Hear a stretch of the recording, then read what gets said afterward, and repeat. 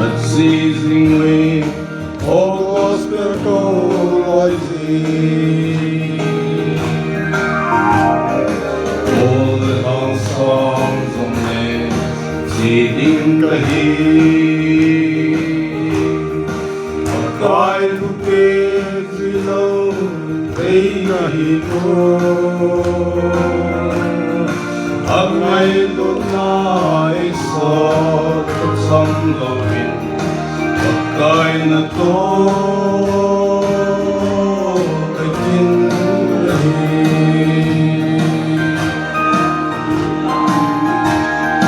Singing gospel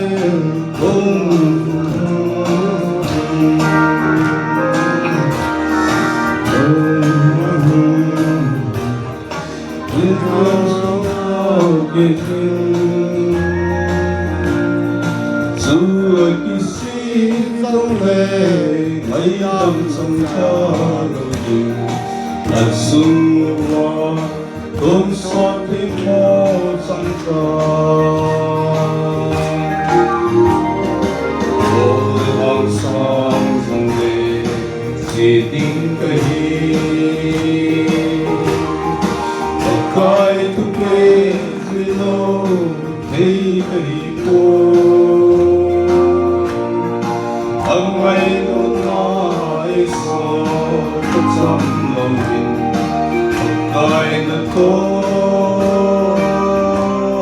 kakinlahin.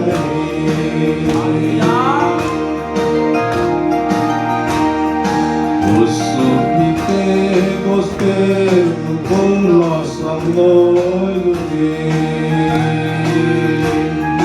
Gospel ako na din raksa niya may kan.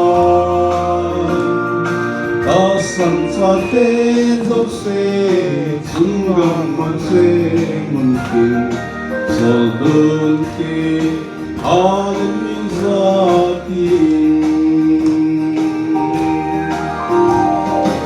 Ôi hang sang dòng lệ si đinh kahin. Pagkay to kids we love, hey kahi po.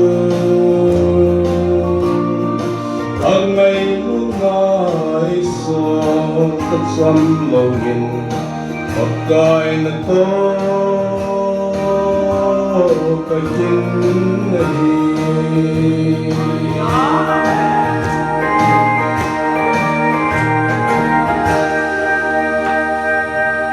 Lifestyle now, and the one bond on Patrick.